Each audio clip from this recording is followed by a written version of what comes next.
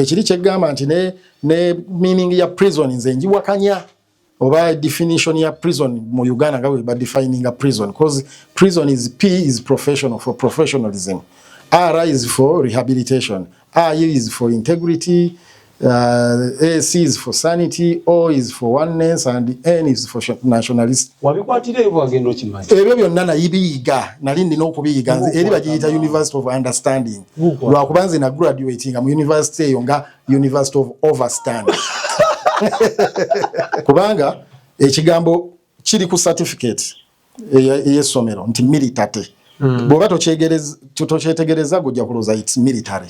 Ndozo oba oli awo ebintu ebimu baddayo ne batandika okwetegereza ng'ekigambo jati nalabye wano jati ekuba abantu naate nga nange ndi wa jati ndi wa jati katalonyiza bana struggle ate ntya amweja amiteira jati ndi wa jati amweja amiteira nze ndi musirikali wa Katonda omutunzi ilicho tateka mu ati kyekyo kyenkugambye nti kati n'enkofiira yennyini nawulidde amateeka gayise engoye ezimu bazigazeti nze ng'ez'amagye era military nakyagadde nnyo nti oba gundi kati olaba for example overall is a workwear eyo no bagyesibirako bwereere naye nze mmanyi it's the color obukala bwe buzibu kati ng'okugenda emulago ne bagamba mbu abasawo babbye amadagala tebaba basawo abo baba babbi omujja kutayite bekwekedde mu kifaananyi kyaki kyabasawo tegedde omusawo bbooti eddagala omusawo olina kujjanjaba era the moment omusawo wabbira eddagala oba politician wabbira eddagala leader oyo tabeera leader oyo aba mubbi ava mu status enda just yekwese mu kifaananyi kyabaki kyaba leaders so otosobola gamba nti omurasta yakoze ensobi yakoze ekintu ekiri against humanity kubanga bakugambye rasta being is human being so whenever you do anything against humanity nga kiri wabweru w'obuntu then toli muntu kwegamba bw'otuuka mu kkomera sooka okkirize nti kati bansibye weerabire this free world because it is a free world you're controlled buli kimu bakupimira bupimizi n'okugenda emmanju okukola 5 osaba bakuba kade mugenda lufaaya okukola 5 n'okukola 3 okukola 3 kwe kufuka baba sindika lumu 5 kwe kuli okusemba kati bwe wamu ekidumu zinga kadede kannatuuka 5 ogenda okukola 5 nga kadede kannatuuka ka 5 kyekyo kyenkugambye akayimba bakayita bwe bali Mukama nti mulimu ebintu ebimu nebaza Mukama nti tebyantuukako kubanga tubalabye bangi edi mutwe babasiba omwaka guli mu kalulu kyanewunyisiza nti ate era bazimu ne babakwata oba oli awo nange basobola okuddamu okukola ki kubanga nkugambye red siina bwe mwewala kati luno olugoye lwa client omukyalo oyo aze mutungira lugoye it's not an overall it's just a red color ate anyuma red fabric so bwe kiba nti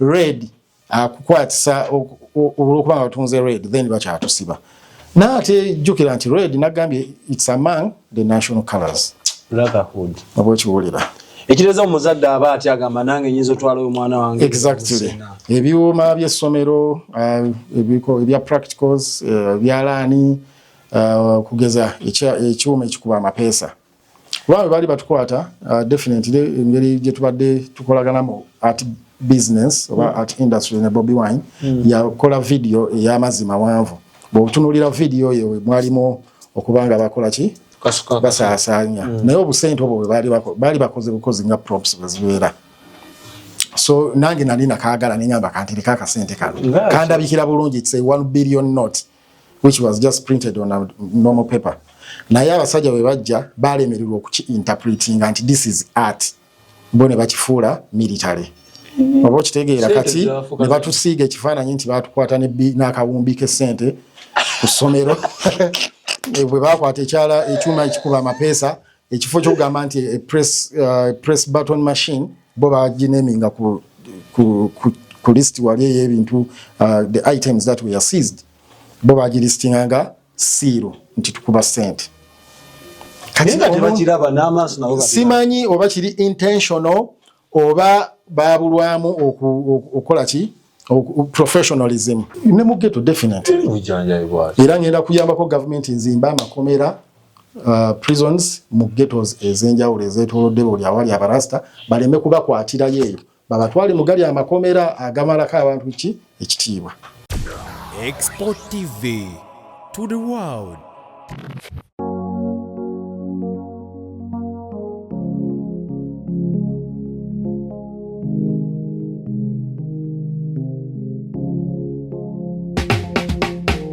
Kankwanjulire Cambridge Junior School esangibwa Matugga Kito. Bano beesowoddeyo okubangula omwana ow'omulembe guno. Omwana agenda okufuluma ng'alina obukugu obulala bungi omuli okukozesa ebyuma bikalimagezi oba kompyuta, okuwuga, okuyimba n'okukuba ebivuga byonna ate nga ne co-curricular activities tetuzisudde muguluka. Buli nzikiriza y'omwana essibwako essiira. Tulina day ne boarding. Buli ekikozesebwa ku ssomero omwana akisangako. Abasomesa baffe batendeke tusobola okulabirira omwana wo okumala ebbanga lyonna ne bwe guba mwaka mulamba kusa n'eddekeya eri abannassale. Cambridge Junior School esangibwa Matugga Kito, kilomita emu okuva ku Bombo Road. Okumanya ebisingawo kubira Administrates ku 0773 011412 oba kubira Director ku 0752 52 Cambridge Junior School, a well for knowledge.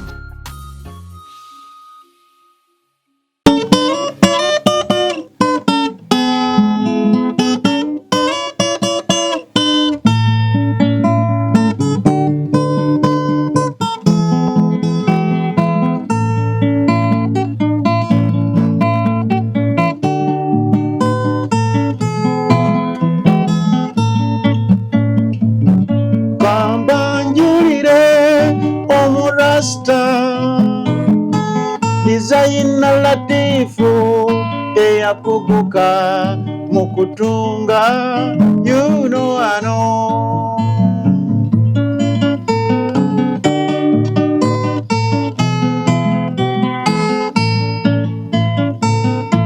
Latifu yo kalatunga era sewano atulage kubipya byalinawo.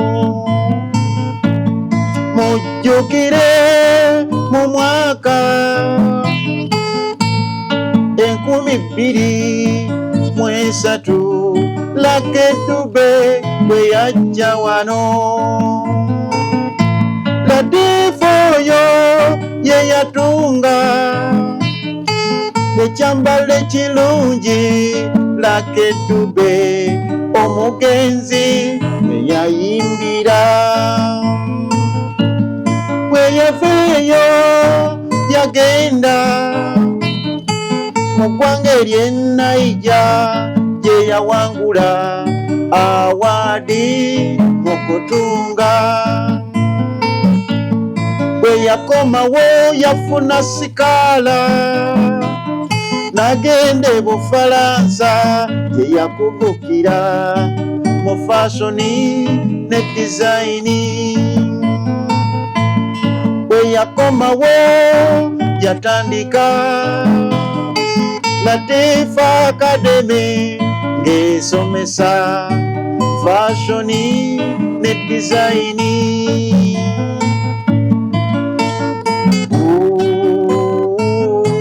Latifu tunga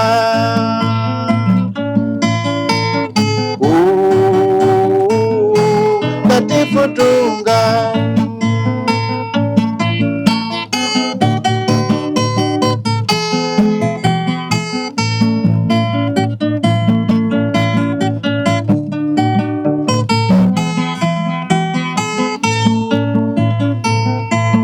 Teyakoma kwebyo nayiya Rasma nsinga lwe lunaku olw'abarasita mu nsi yonna.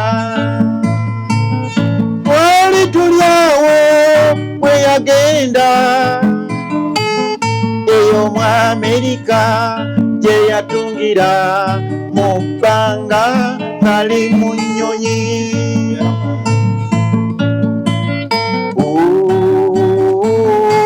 Latifu tunga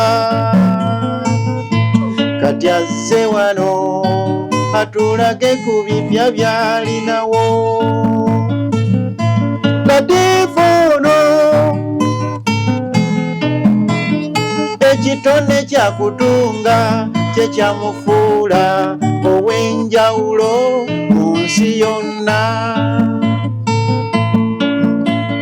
Waliwo abanyiiga ne bamusalako dreedi nga bamulanga munneewe Bobi Wine.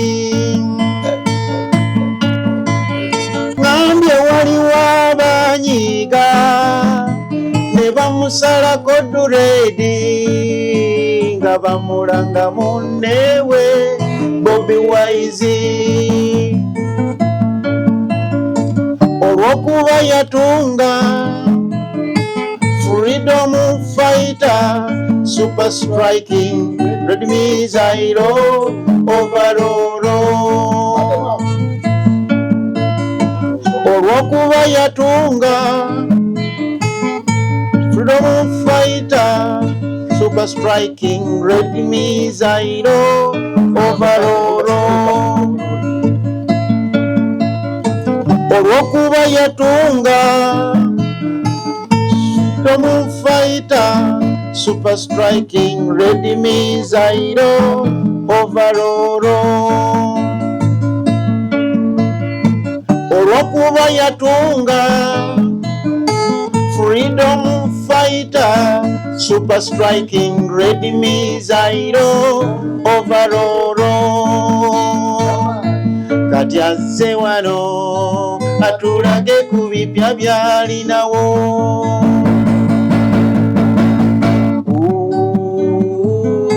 Latifu tunga,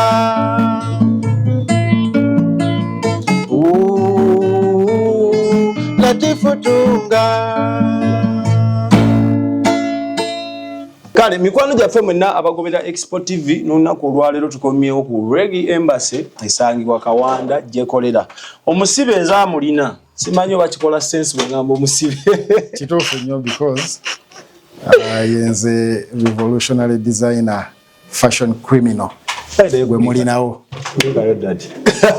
Kunsabira Akuba ekinnuma luli we najjanga ng'olina entambi ezikkirira ziti. Munnaye waliwo abanyiiga oluvannyuma lw'okukola ebyakabi ne bansalako dreedi. Lwaki ogamba banyiiga bunyiizi ng'ate bagamba baali bakwasisa mateeka? Bw'onoowulira mu kayimba ensonga yali nti nayiiya ekyambalo kyewandiise freedom fighters, super striking, red missile, freedom fighters overall. Bigambo byonna bya butujju, red missile gwe walina okukwatibwa. Super striking, red is a striking color. Era we are even blessed nga Bannayuganda okuba nti red erabikira mu fulaga yaffe. Angolatifu kankusala ekirimi bw'oba gwe gavumenti n'owulira ne bagamba waliwo designer akoze red missile, what comes into your mind? Nsooka ne muyita najja nanyinyonnyola kikyategeeza.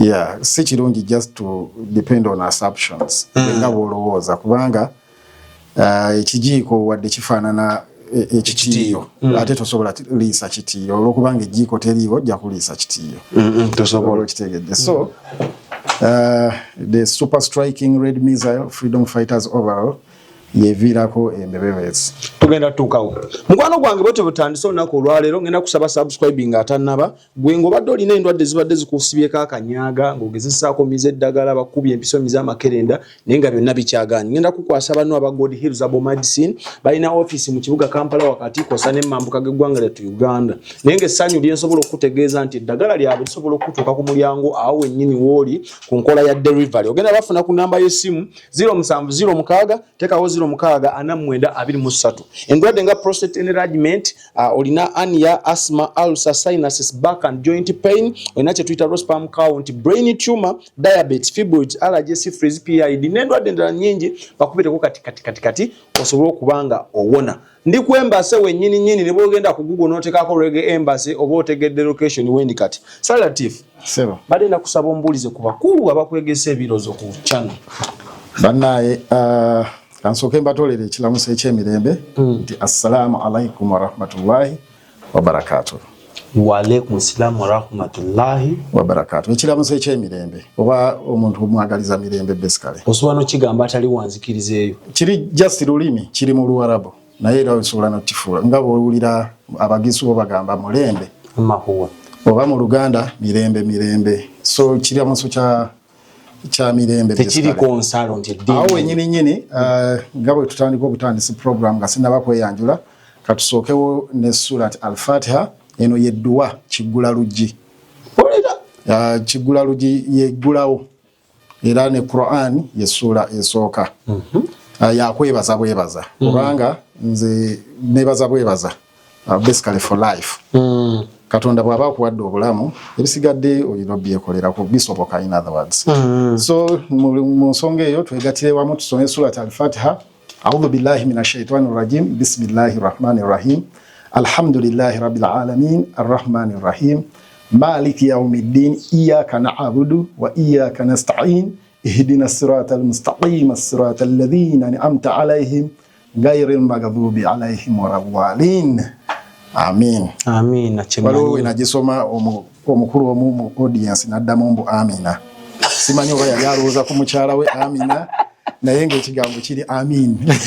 Naye bw'oyogera ebintu ebyo omupulikika ng'omuntu omunaddiini lwatifu ofuna obudde n'ogerako mu muzikiti n'osi. Si kubeera munaddiini ndi mukkiriza. Kubanga eddiini kitegeeza kweyawula. Ye meaning y'eddiini kubanga omulala abeera wa ddiini ndala n'omulala the moment kasitogamba nze ndi musiraamu meaning yetegeeza nti siri mu katuliki. Nze I belong to Muslim. To Islam, I don't belong to Christianity. Naye ate nga tuli bantu. Human beings we are one. Era yensonga lwaki nze siri wa ddiini wabula ndi wanzikiriza ekirasilamu. Eyo sigiwulirangako. Enzikiriza okukkiriza nti ffenna tuli bantu era tuli kintu kimu. Tematema ekigambo ekyo Rasilamu. Nayagala nnyo eddiini y'Obusiraamu kubanga gye banzaaliramu. Mwakulira.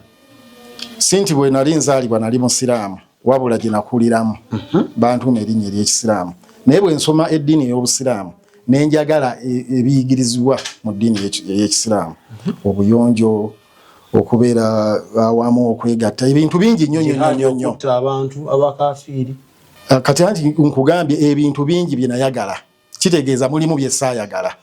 Kati ekyo sirowooza nti kibanga bwe kityo bwe kiringa bw'okinnyonnyodde sirowooza nti nandikyagadde. Naye ntunuulira nnyo mu nsonga zonna nsinga kutunuulira bintu biri positive. Ebigattako. Kyobola nti n'ebiri negative sitawa nabbi wabudde. So awo nembeera laamu nembeera eno ku extreme. Naye ate nembeera ras eyandibadde rasta naye nga ali ku roots nenfuna ekigambo rasilamu. Enzikiriza eyo sijagala abantu balala bagyegatteko. Ey'Oburasilamu bajja gisobya. Nga bw'olaba abalokole bangi beefudde abalokole naye ate nga kibandibadde batubuulira ng'omulokozi si kye bakola. Kiri nti obulokozi baabusobyako. Enzikiriza ezisiga zitutwala mu eddiini endala nazo baazisobyako. Kati enzikiriza ey'Oburasilamu kuba ezisiga zitutwala mu ggulu eyiye kutwalawo. Nze kasita enkuumira bumu n'abantu kyokka oba okitegedde kubanga life after death awo sijja kubeera awo simanyi kikiddako. Kati ebyo saagala nabyo kukola ki? Kubimanya. Saagala nabyo binonooza. For as long as I'm at peace. Because without love there is no respect. And the reverse is true. Awatali kuwangana kitiibwa tewasobola kubaawo mukwano. Oba nfuna bulungi so bwe kityo bwe kiri. Tuyitidde obuyitizi niyo omukulu ono badde mbasaba tuwegatteko mukulisaayo mmida kulikayo taatawo. Bannaye mwebale kunsabira. Obulamu bwali butya mu mida? Obulamu tebwali bwangu definitely. Era tebubangako bwangu. Naye nga bwe nkugambye nti embeera yonna ginoonyeemu ekirungi. Buli mbeera yonna esobola okuba nga mbeera mbi naye osobola okulondamu ebirungi. Kirungi ki ky'osobola okujja mu mida Latifu? Kati nze nga fashion designer namanya nti nsobola okcreatinga kitwandiise clothing line. Kubanga navaayo nga njiyiza ekika ky'engoye kyensobola okutunda. Ng'okiyiriza mu komera? Yeah. Era nakola creation yange bw'onolaba fashion action yabadde ku Serena outfit eya yellow gwe gyawandiise prisoners wear. Naye nze yiya kye natuuma LB Buzz. Latif behind Buzz. It's a clothing line. era ojja kulaba nti olugoye lwa prison lwa yellow naye lulimu obulayini obutini obuyitamu. So bwe nali inquisitive nnyo okumanya details bwe nali mu kkomera lwaki kino lwaki kino kyeki. So ne baŋŋamba nti butegeeza mitayimbwa. Kati bw'otunuulira clothing line yange LB Bars Latif behind bars ojja kulaba nti nze ate omutayimbwa nagu pronouncing you can see mutayimbwa. So ekyo ngenda kyeyagaliramu abantu bangi bajagadde and I'm starting to get some money. Otunda ekintu kyoyiza mu kkomera. Exactly. Nayimba akayimba nayizayo akayimba. Of course nayiyo obuyimba obwenjawulo mu kkomera. Naye mulimu akayimba ke nayimba bakayita webale mukama. Nga nebaza mukama olwokubanga nti bansiba. Mu nsonga y'emu nansumulula. Lwaki kale okusumula yes twatulina omwebaza. Initially lwaki wamwebaza okusiba? Kubanga embeera nali sigirabangako. Nali ebintu ebimu mbitakinga for granted. Ng'owulira bibanyumya. Exactly. Naye bw'otuuka wali otandika okurealizinga olaba ku bintu mind yo nekola ki nekyuka ebintu oddamu biraba kyekimu. So ne mwebaza olw'okubanga bansiba ate era nansumulula.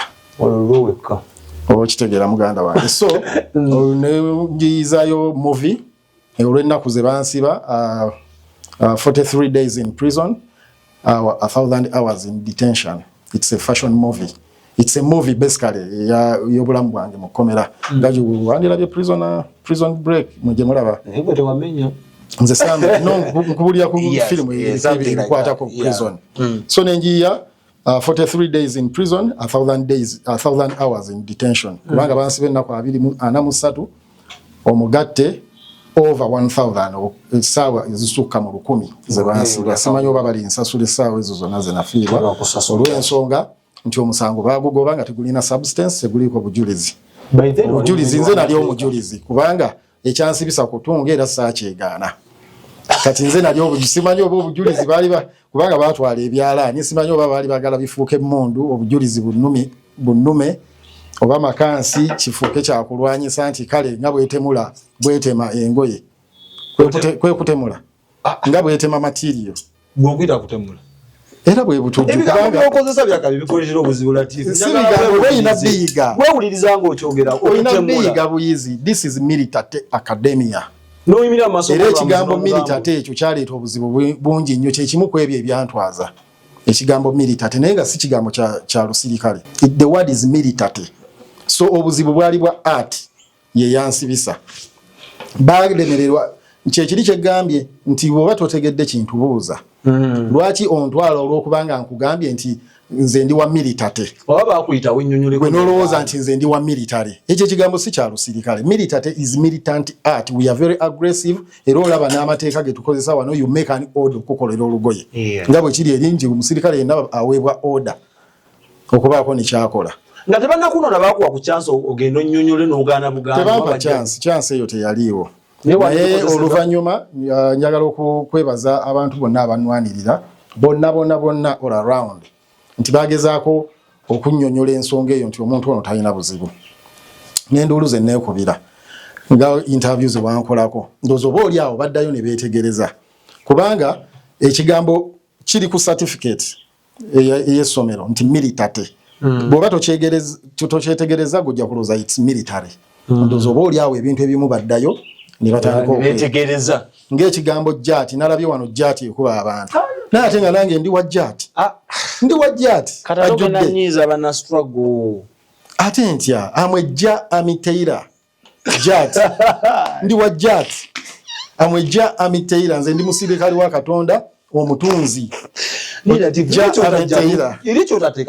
kyekyo kyenkugambye nti kati n'enkofiira yennyini nawulidde amateeka gayise engoye ezimu bazigazeetinze ng'ez'amagye nakyagadde nnyo nti oba gundi kati olaba for example overall is a workwear eyo no bagyesibirako bwereere naye nze mmanyi it's the color obukala bwe buzibu kubanga overall initially nga tennaba kufuuka revolutionary wear it's a workwear. Abamazzi bagikozesa abamasanyalaze it's a workwear. Initially it's a workwear. Ate n'okugiyiya okusuutinga cause Bobby Wine gyaliko nalonda kola overall olw'ensonga nti nno yali egwa bulungi mu cause ye n'omulamwa gwe engeri gyazze ng'akubiriza abavubuka okwekolera so ekintu ekyali kisobola okurepresentinga cause ye mpozi n'okugyayo attitude ye wawagira ebyo ba political cause ye gyewaliyo it's not a political cause ewabula ebintu ebikola ki ebiruma abantu sirowooza nti nno buli ayogera ku kintu ekiruma abantu abeera politician kati nganze siri politician I'm a fashionista naye bwemba mpita mu nguudo politician mwayita musician mwayita fashionista mwayita owa military mwayita fenna zitukosa kyekimu oba okitegeera tulabye emirundi mingi emmotoka z'amagye nga zikwamye mu nguudo olwokubanga obuserezi jaamu na biki olaba oba oyita ku luguudo you're deprived of your right to use the road nti omukulu wabajja bagamba sooka oveeyo ayitewo which is not the case naye singa twali tukoze entegeka nti n'enguudo nga bwe tulaba bwekiri e Bulaaya nti lanes zibeerawo eza emergency abakulu mwe bayita ambulance mwe ziyita singa tewaliwo akusa munne kyekiri kyetuddayo ekyoburasta because being rasta is being human abantu abamu balowooza nti okubeera omurasta kitegeeza kwekomerera kubeera ng'onywa miti manya oba kitegeera it's not that being rasta is being human so human being is rasta being oba birungi ya just kutusikirizanga bwekiri obuntu yenna before you're named Christian oba biki wabula ozaalibwa oli rasta kati gwe kyoyogera kyanjawulo kubasinga okuba abalasita tebaportraiting eri ensi anti kakati obuzibu buli muntu ffenna abantu tuli banjawulo naye ate kyabuvunaanyizibwa naffe okubeera nga tusomesa abantu naye majority be bakola ebibi abalasita ngani Lucky Dube Bob Marley Peter Tosh Kokoti Anthony B Morgan Heritage be barasta tuganako mu kiwunya bwayise wanse abafu barasta ate ogamba otyambo omurasta yabbye oburasta temulimu kubba kati ate obbootya ate ng'oli rasta tosobola gatta bintu bibiri kati ng'okugenda emulago ne bagamba mbu abasawo babbye amadagala tebaba basawo abo baba babbi omunjako tayite eri beekwekedde mu kifaananyi kyaki ky'abasawo tegedde omusawo bbootya eddagala omusawo olina kujjanjaba era the moment omusawo wabbira eddagala oba politician wabbira eddagala leader oyo tabeera leader oyo aba mubbi ava mu status enda just yeekwese mu kifaananyi ky'abaki ky'aba leaders so otosobola gamba nti omurasta yakoze ensobi yakoze ekintu ekiri against humanity kubanga bakugambye rasta being is human being so whenever you do anything against humanity nga kiri wabweru w'obuntu then tuli muntu naye wabeerawo chance okusomesa tudde walema bikugambye gwe kyewazuula nti ekibasumbwa ku overall kala yensonga lwaki twagituuma freedom fighters super striking red missile freedom fighters overall wongambako neeza yere uzikola zo nga tebakuyiga nkola buli kala yonna ate basically I embrace colors kubanga era bwe tutunulira flaga ya Uganda eri black yellow red ate nga tulinawo ne freedom colors mulimu ne green oba kitegeera eya Uganda tulinawo eya Uganda ne ya Uganda bebenjaga kati gwe tobi interpreting nga bo eya Uganda ye Uganda erimu jja erimu Katonda ene yafe terimu Katonda yeyo yennyini for God and my country Uganda ene ate no Uganda bo kideka Uganda kyokka kiba print kiba mu Katonda beeramu naye ffe tugamba bikyuke bidde mu Uganda ebere Uganda so gwe kala zo nozi wekitiibwa so bwetyo bwembeera mu komera ne nkuyiza movie nenjiya what I can present on a stage nenkuzanyira nenjiya what I call fashion inspired music in prison movies fashion movie fashion in action inspired by the prison experience so naye ebintu bingi nnyo obutabo na ngeri ki omuntu anagenda mu kkomera weetegeka otya kubanga embeera y'ekkomera ebiseera ebisinga ekyusa abantu bali yetegekere komera olina okubeerawo nti osobola okuyingira ekkomera nowetegeka teweetegeka wabula olina okuba nga obwongo bwekibeemu mbwongo oleme kubeera disappointed kiri nti era kiri evident enough nti newoba toyina musango osobola okuyingira ekkomera wonna bano kubanga bagugoba omusango nga tegulina substance tegunnuma saalina musango okutunga kiri kitone ekyampeebwani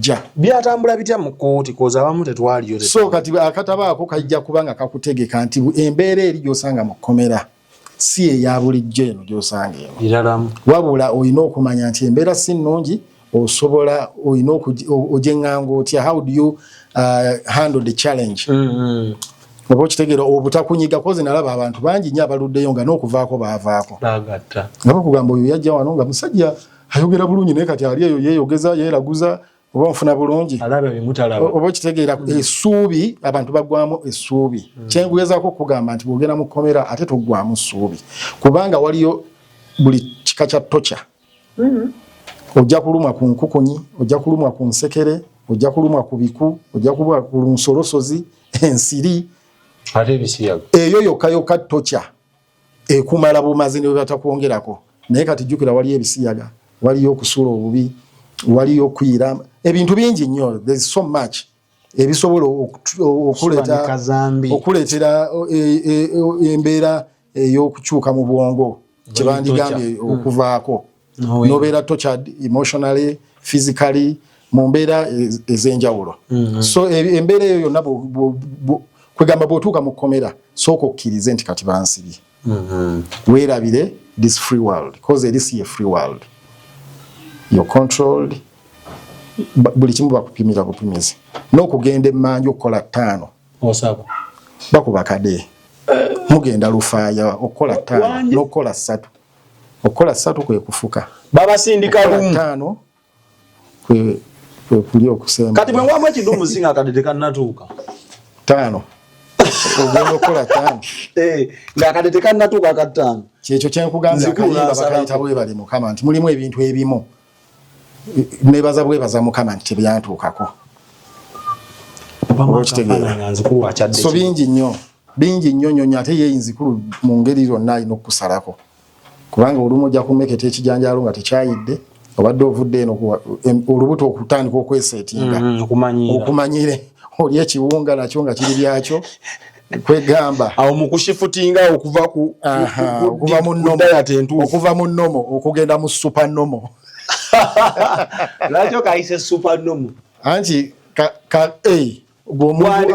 omuntu alya oba katugamba oguwunga n'ekijanjaalo ekibisi oyo abeera nnomo bulungi ya simanyi kyalingawo tobijjukira bijjukira nali nfunye omukisa abantu bandabirira tebandekerera pazi wali naggalama nze nali wano Kasangati kuli kayo ya nali awo Kasangati so bwentyo ne omusango ne bansumulula omusango mulamuzi nagugoba naye before that bali bampa bail so nembanga ngasigala nga reportinga bampa bail omwezi ogw'omukaaga last year nensigala nga reportinga kukomera n'okuwoza nga we banoonya obujulizi nabubula eventually ejjulo ly'abalamu wano omwezi gwa 3 omusango ne bakola ki ne bagugoba nebagamba tolina musango naye we baali batutwala definitely essomero lya goyinga tukibala mu percentage up to 7%. From 100? From 100, no, from 300%. Yeah. Nakoma ku 100. Anti ate ebyaffe ebyanjawulo mu kulina ebintu bingi. Ebyammwe biri beyond muvanga ku academic school naye ate nga the school is a university. Kubanga university ebeera university but it started as a school but it's a postgraduate university. Kubanga tusomesa n'abaatikira in other words. Kyekyakuli okugenda ku 7% essomero nnyo. Ebintu bingi nnyo. First of all, ekifaananyi bakipaintinga nga si kirungi nga kitiisa. Muli batemu. Abazadde, abayizi n'ab'emikwano nga oli abadde akulaba bulijjo alaba okola byakabi ate onaze ku TV ate is a credible personality mugezi wa police mukulu mu government najja na paintinga ekifaananyi ekitali kirungi eri essomero n'eri Latif the designer. So emikwano gyange definitely gitandika okutyamu. Omuzadde abadde takumanyi nga yawulira buwulizi Latif Academy definitely ajja kutyamu kubanga bwe batwala nze director ne batwalirako ne ba students. Kati mbuulira omuzadde ali yawulira nagamba kitegeeza bwe ntwalayo omwana wange stands a great chance okwatibwa kubanga omukwano oguli wakati wange ne Bobby Wine tosobola kugjawo tekirivaawo kyo toli mwesonyi oba simuwagira bya politics oba sambadde ready naye ekiri wakati waffe omukwano tugenda gukola ki kati bwe kibanga kye kikunyiiza then kiba kitegeeza nti ebintu ebifaanana bwe biti bigenda sigala nga weebiri kubanga tubalabye bangi edi mutwe babasiba omwaka guli mu kalulu kyaneewunyisiza nti ate era bazimu ne babakwata oba oli awo nange basobola okuddamu okukola ki kubanga nkugambye red siina bwe mwewala kati luno olugoye lwa client omukyalo oyo aze mutungira lugoye it's not an overall it's just a red color ate anyuma red fabric so bwe kiba nti red akukwatisa olwokubanga batunze red then bakyatusiba naate jjukira nti red nagambye it's among the national colors brotherhood oba kiwulira ekireza omuzadde aba ati agamba nange nyinza otwalayo omwana wange exactly ebyuma by'essomero ebya practicals byalaani kugeza ekyuma ekikuba amapeesa kubanga bali batukwata definitely engeri gye tubadde tukolaganamu art business oba art industry ne Bobby Wine yakola video ey'amazima mawanvu bw'otunuulira video eyo mwalimu okubanga bakola ki basaasaanya naye obusente obwo baali bakoze bukozi nga props bwezibeera so nange nali nakaagala neŋŋamba kantirika akasente kano kandabikira bulungi it's a 1 billion note which was just printed on a normal paper naye abasajja bwe bajja balemererwa okuki-interpretinga nti this is art bo ne bakifuula military oba okitegeera kati ne batusiiga ekifaananyi nti batukwata n'akawumbi k'essente ku ssomero bwe bakwata ekyuma ekikuba amapeesa ekifo kyokugamba nti press button machine bo bagineminga ku list wali ey'ebintu the items that were seized bo bagilistinganga siiro nti tukuba ssente simanyi oba kiri intentional oba babulwamu okukola ki professionalism kyekiri kyegamba nti ne meaning ya prison nze njiwakanya oba definition ya prison mu Uganda nga we ba defining a prison because prison is P is professional for professionalism, R is for rehabilitation, I is for integrity, AC is for sanity, O is for oneness, and N is for nationalist. Wabikwatire ebyo bagenda okimanyi. Ebyo byonna nayibiyiga nali ndina okubiyiga nze eri bagiyita University of Understanding. Lwakubanze na graduating mu university eyo nga University of Overstanding. Ofuna bulungi. So nemanya nti nenyamba kati nentunulira was I arrested professionally? Ekyo nenkisazaamu. It wasn't professional. Kubanga this is a credible school. I'm a known artist. Nchogere ntya okusinga kawo montegere. But I mean this is a credible school. Credible, the school is accredited by DIT, Directorate of Industrial Training, which is under the Ministry of Education. Kubanga era n'omwana asomedde wano goli bwagenda okusoma law e Makerere gwe mujjeeko law. Gwe yerimu art jangu wano osome art eroja qualifying with an equivalent in terms of certification or qualification. So ekyo bandi badde baddayo ku ministry ne babuuza essomero lino lyajja litya into existence is it registered biki bye likoze oba okitegeera. So professionally ekyo nenkisazaamu. Rehabilitation nakigaana cause the guys abantu bwe basibira mu makomera they are not rehabilitated. Kubanga nalaba ebbanga lye naliyo waliwo ne bebaasumulula nga nkyaliyo ne babakomyawo, meaning that they were not rehabilitated because we bakusumulula oteekeddwa okuddayo ne weenaaza oba n'oba ng'olina by'oyize mu komera era wenzija ne idea ey'okugenda okusupportinga abasibe nsobole basomesa skills. Walina emiviiri miwanvu gwe giti ne bagikusalako kati dread bazijjako era awatali respect kubanga first of all bwenva mu kkomera judge alagira baleme kunsalako maviiri kubanga baali tebannansalira. Lwaki baali tebakusala? Ekyokubiri experience gye nafuna nti nze lwe nayingira mu kkomero lwali okunkasukayo bwe bati tewaayita wadde essaawa nga bazisitemyeko enviiri naye buli lunaku baleeta abasibe. Kinalaba nti abasibe gwe baleetanga ng'asulawo olunaku babasalako enviiri nkeera. Lwaki kyali kusaidia nti bazisalako within less than an hour. Oyagala ozeetuze kuba zaali mpamvu. Oba okitegeera? Okitegedde muganda wange. So rehabilitatinga nawo wafu prison abantu bagwirayo eddalu. Sanity, there's no sanity my friend. Kwegamba ekyo prison nengisazaamu era ensonga lwaki essomero lyange nagamba nti kanyambeko government ogizimbira amakomera nempaayo essomero lyange lino nendituuma prison nalifuula komera kubanga nze nafuna meaning. I think kinandisuubidde nti prison kyanditegeezezza kino. Put Rastas in schools of nurturing. Olwokubanga nakizuula nti abarasta bangi nnyo basibwa. Lwaki abarasta babatwala eri ne baba deprivinga ebitiibwa byabwe okubajjako ebitiibwa ne bakudecrowninga because wearing dreadlocks is like wearing a crown. Bwe mukirabamu bwe kiri kitiibwa. Feno tulaba nno omuntu ali omuntu ng'ali conscious. Rasta ng'ali conscious ayambala dread singa hairstyle. Okay, one, it's a hairstyle. Naye kiri kitiibwa. To me, wearing dreadlocks, I was wearing a crown. I had been crowned 17 years ago. Audience yo gikyusa and within just a few hours, I was decrowned. So okunzijako ekitiibwa kyange. Ekyo kigambako abarasta nga bw'obalaba okwekuumira mu kitiibwa ne mu mpisa. Kubanga oba omanyi nti bw'onookola crime bw'oba bw'onozza omusango ne bakusiba balina okuggyaako dread zo bajja kuggyaako engule. So ekyo kiyambako abarasta okubeera guided. Oba okitegeera ky'okolaba nti rasta yenna ow'empisa tasobola kwetaba mu buvuyo. Omuntu ayinza n'okusika obusisi, that's pain. Bayinza ozzisalako, that's decrowning. Kati okwekuuma mu mpisa n'ekitiibwa olina okubeera nga you're wearing okujjako engule. Exactly. Sigambye nti buli muntu ayambale dreadlocks okubeera n'ekitiibwa. Wabula bw'oba wasalawo nti this is my hairstyle because it's a hairstyle. To us it's beyond. Omuntu alina makulu ali responsible. Anti kakati ate n'entegeera y'omuntu si buvunaanyizibwa bwange. Oba okitegeera ekyo kimuvunaanyizibwako nga ye.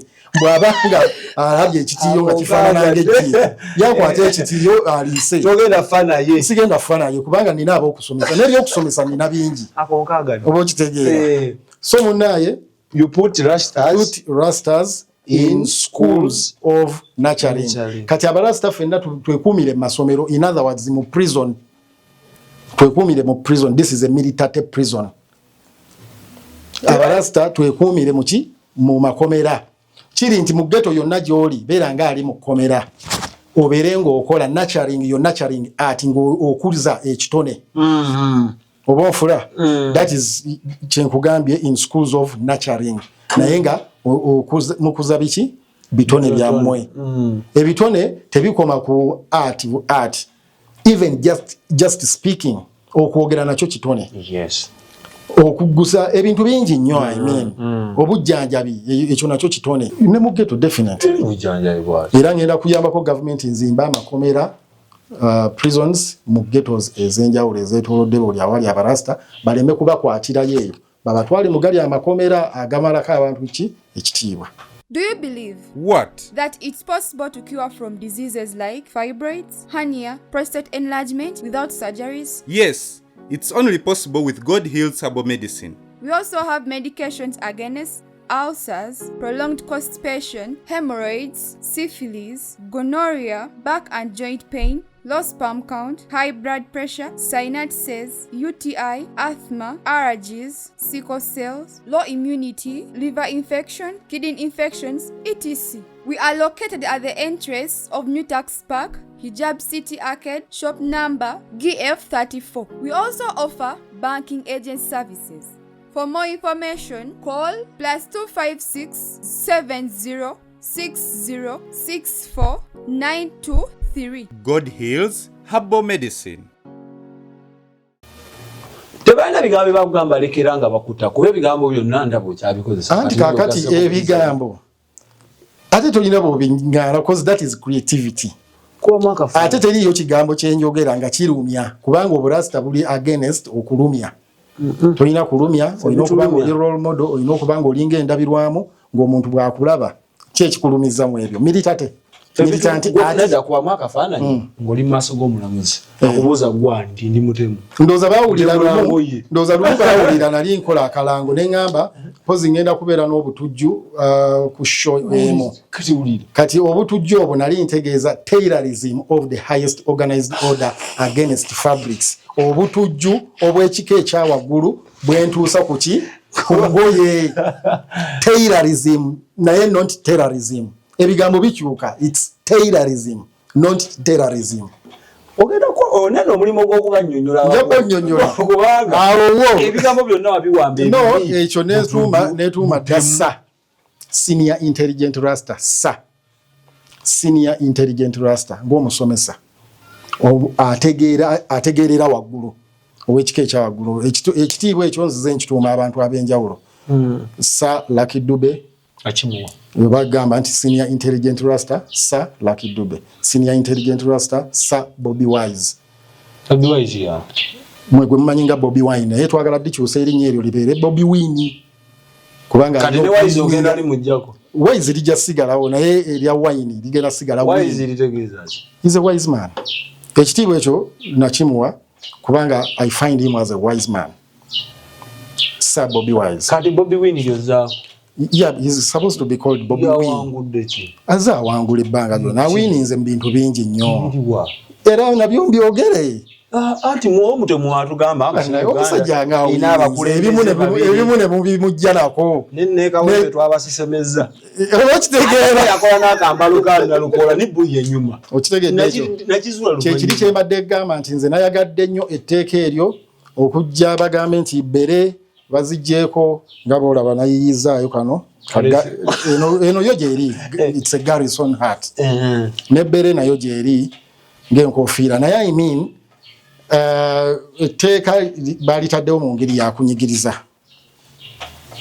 So nga ate abantu bwe babeera n'eddembe ne bakola ebintu ebiri because oba omazeeko abantu bangi nnyo eddembe creativity abavubuka abandi badde mu kutunga kubanga kati right now it's hot cake. Sewing okutunga kutunda essaawa eno abakulembeze baagala kwambala babadde baagala kwambala ku ngoye zaabwe favorite colors. Oba kitegeera yensonga lwaki ne Uganda flag yennyini ya Uganda mbadde njagala bagikyuseemukko. Black abeerenga ali medium, kayero kabeerenga ka thin line kubanga batono nnyo, red abeerenga kibba kinene. Okweyagaliza kubanga abantu abasiga buli ajja abagole baagala nnyo red. Carpet bakola za red meaning that red bajettanira nnyo. So Uganda flag ebeerenga black ali musaamusaamu a thin line of yellow kubanga batini nnyo then a big bar of red. Tugenda kudayibana bya NUP nga mugeze ne muzanyira ku kala emyala gye mu NUP. So ekyo nze ndaba well banyigiriza ababikozesa nga kala yaabwe nga ekyambalo kyabwe ate mugenda mu koti banyigiriza naye saagala bamalamu maanyi nti nze wendi nze bampita Latif, local artist and innovative fashionista, local artist and international over innovative talented fashionista. Latif in what? In full. Local artist and talented innovative fashionista. Latif in full. Yali kutuma amanya amakulu agali ye mabega. Bwe yogera bogezi kigambo nze nja kufunira amakulu.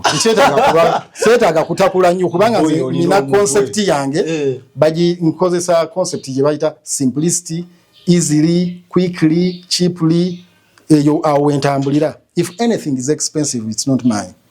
If it's hard to do, if it's complex, it's not me. If it's hard, it's not me. It has to be quickly done, easily done, cheaply done, simply done. Bijjawo ebigambo. Oba kitegedde. Wasoma nnyo. So ebintu ebimu kati JAT we kyazze ne ngamba JAT nga bwe abantu we bagirabye mu kiwandigambye in a negative way. Naye how do we embrace JAT n'ekyetuuma? Ne ngamba mwe ja ami teira era ndi wa JAT era temuntya. Yinza omutunzi wammwe yava eri mu nsozi z'embaale okubatungira okuva mu nsozi z'embaale. Ebyalaani byaffe baabikomezaawo. Ebyalaani baabimpadde ng'ebisinga byalemala. Ekyuma ky'amapeesa baakiremera kubanga bo bamanyi siiru naye bangambye nkola apiiru kwegamba ebintu bingi nnyo. Yoba nga nafuya abakugu abakennenya ebintu tuyinza kungamba nti ebbanga gye mumaze tewannabaawo mukugu asobola kutegeera nti ekyo kyalaani kitunga.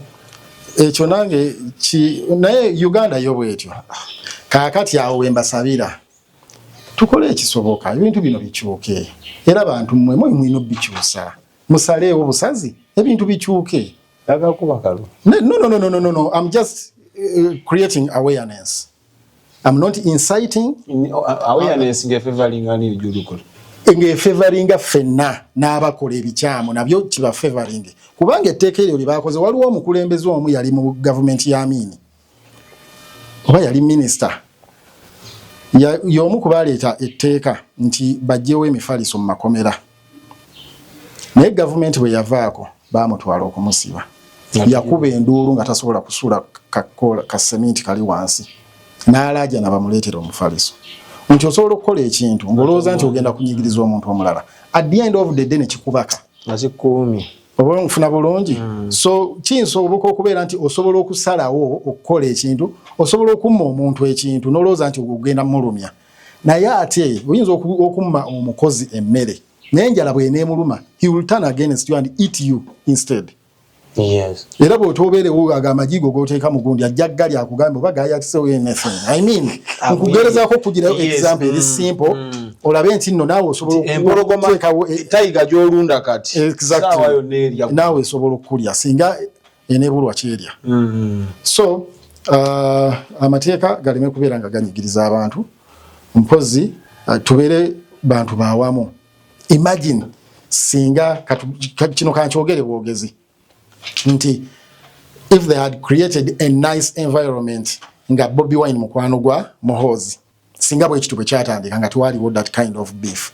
Katugambe nti no Muhoozi yali agende wa Bobi Wine amwebuzaako n'amugamba okoze ekintu nkulabye mu industry oluddemu ina experience obadde nnyo ku ground na creatingawo bond eyo nti ne batatandika na beef wabula ne batandika na mukwano goloza kyandibadde kitya. Era nti wa General Muhoozi yandigambye Bobi Wine nkuwagira kitandike naye nange onompaamu ekitiibwa kyandibadde oba nfuna bulungi naye kati engeri gye mutandikamu ekintu sometimes yetera okudefininga n'enkomerero yakyo. Era nkulaba nga saa yonna olamuza Yiga Lunyankole gwe ebigambo bye weeteekako jati biki ogenda Yiga Lunyankole mu beseni endigo twayiga n'Oluwarabu nga batukuba kati ng'Oluwarabu twasoma Oluwarabu awo ku Biraali nga bakukuba okuyiga Oluwarabu luno lwolabye enfuuwa kati Lunyankole tufuddeeyo Lunyankole Lunyankole olulimi Lunnayuganda lubuuze Edi tebetaaga na kunkakadduyiga kozi ne ku street oluyigirako sobola n'okukwana omushiishe oba kitegeera osobola n'okuyigiriza mpola mpola ku connections oba kitegeera ebbanga lyomaze ng'ebyumayo baabitwala obadde era okola mbadde nkola kubanga omulimu gwa mutwe bino byalaani nkozesa bikozese mbadde nkola mu bugubi oba mu ngeri etali ya bulijjo I would say. Nti kubanga machines ezaali zikola emirimu they are specialized machines batwali ya overlock ekola finishing nga bwe nkola wano olugoye nino dutwala finishing elsewhere ebyalaani ebikola t-shirts ebikola double lock flat lock n'ebyo byonna nkaluubirizibwa kubadde kukaluubirizibwa kw'amaanyi nnyo naye ate era omukisa mu binti byakomawo nga bikoze eki nga birema era sobola bikozesa so that way okalubirizibwa kubadde kwa amaanyi nnyo ebintu bingi nnyo byagenderamu abaana bali balina okugraduatinga empapula ezimu of course ebintu bingi because bampako just for machines only for machines naye batwala stamp y'essomero batwala receipts simanyani yali abanjibwa simanyi obo kitegeera simanyi na list bani abali balina okubanga ba graduatinga abali basasuddeko. It's really hard for us. Naye ekisinga obukulu nti ekigo ekimu tekirobera mwana kola ki mwadda mwasomesa abaana so tugenda tweyimusa mpola tugenda tuddawo mpola nasobola okutunga ekiteeteeyi ku show ya Chameleon ekya Zuwena wandaba nali by then nakava mu komera nasiina kyalaani nakitungisanga londoza wakiraba era last time ojja kiragako abantu awo nentunga ekiteeteeyi kya Rechoke ku show ya Ragadi ndoza wakiraba kyanyuma nnyo nakitungisangalo okulaga obutamalaamu ssuubi kubanga ebintu bino mbikola with a reason. Export TV to the world.